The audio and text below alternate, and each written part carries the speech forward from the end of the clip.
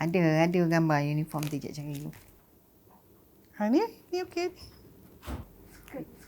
Uniform kita orang light blue dengan dark blue. This one another uniform. Last time no tudung. And you skirt pula tu. Aduh, ya. Those days is normal lah. In the mid-1970s, thousands of young Malaysian women travelled from their rural villages to work in urban factories. They came to be known as Mina Karin. Mina Karin is, Mina Karin everywhere, so people call you Mina Karin. I can't be bothered. My main intention to go is to work to earn a living, kan?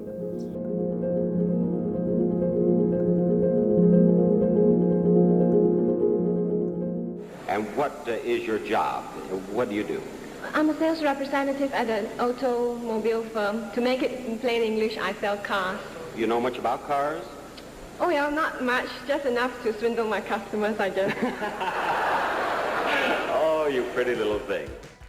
The 1970s turned out to be a time of great change for Malaysia, and especially for women. In 1971, the new economic policy was implemented, which laid out plans to lift Malaysians out of poverty through industrialization. This was the start of a huge social and economic shift in Malaysia. Prior to this, women either were employed in the government service, teachers, nurses. That was the kind of employment for women at that time.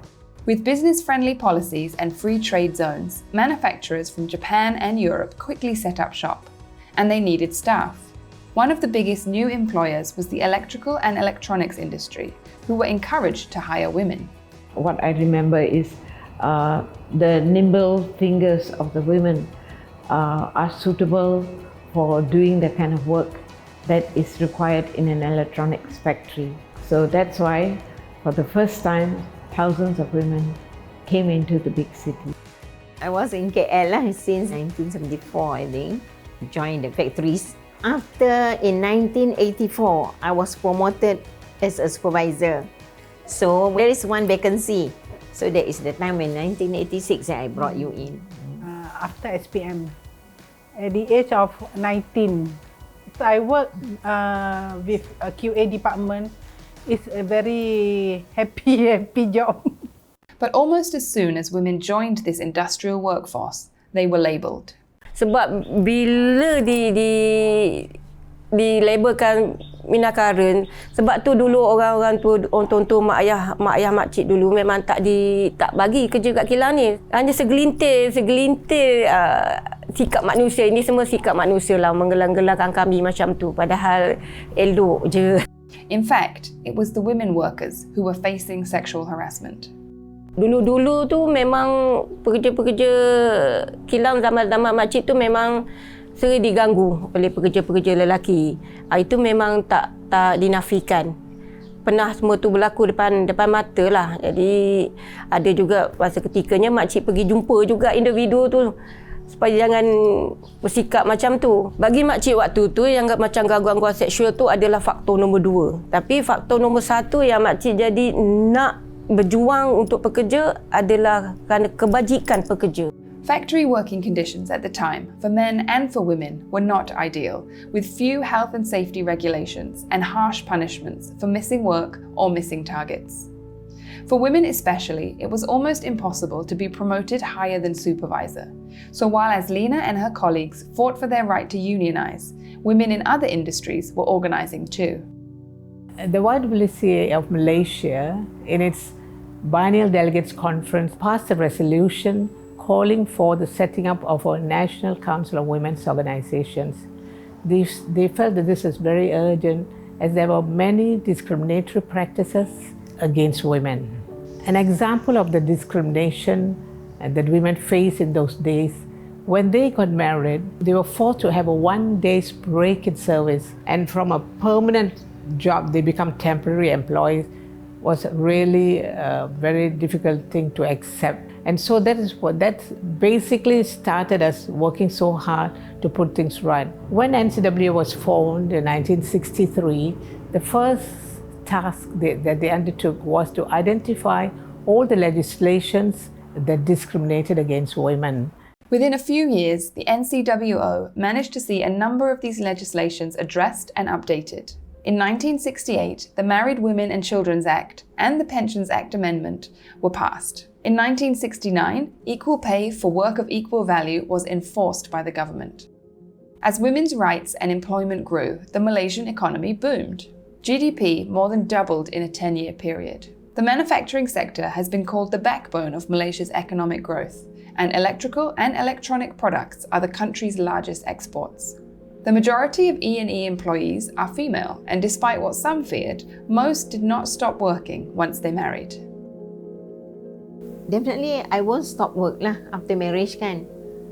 Because the salary is quite high also that time. So if you want to, why must you go and want to stop work? Whereas I still have at that time when I got married, my youngest sister is only 8 years old. I still have to support my parents, no. Because my parents, of course, getting older and older kan. So actually, when I worked that time, thanks to God, thanks to Allah, I really helped a lot to my parents. Earning a salary made a big difference in their lives. Now they had more control over their lives, and so despite whatever difficulties they have at the workplace, they still were determined to work. And because they sent money back home, they also were respected more at home because they were contributing to the family. The days when women were almost completely excluded from professional work may seem distant, but workplaces are still grappling with gender issues. Saya cerita pasal tarikan dulu. Kan? Dia berpunca daripada tarikan dulu. Kan tak kira lelaki tu pakai short pendek, nampak dia punya bentuk apa semua, itu semua tarikan. Bagi saya itu semua tarikan. Kalau nak boleh Google kes gangguan seksual bukan hanya ditengok kepada pakaian. This is a gender training, and then we also focus on the International Labour Organization latest convention. It's a C190. It's about the violence and harassment in the world of work. This training is clearly important, as more than half of Malaysian women have experienced gender discrimination at work. Women also continue to be stuck in low-skilled, low-paid work and represent just 17% of board members and senior management. In the electronic sector, there's 70% of women workers, but the leadership are majority males. So where are they? Malaysia has one of the lowest rates of female employment in the region, and estimates say that more women in the workforce could contribute between 6 and 9 billion ringgit to GDP. But studies show that many women are forced out of the workplace by family commitments. I have one daughter kan, just started work lah. And then after married, I think the husband asked her to stop because the children still small. But she didn't work for more than almost 5 years. Then in the end, I told the husband, better let her work. Like. Now she's working. I'm so happy, thanks to God. If no support from the husband, it's also quite difficult lah in life, true or not? Most men now have come to understand that there's a need for women to be empowered and that they must work in partnership with the women. And as long as the men don't recognize the women as partners and work with them, they will be the losers because they will not be able to achieve all the things unless they work together with the women. The fact that women have come and are holding positions in various places, including in the private sector, the government sector, has made a big difference.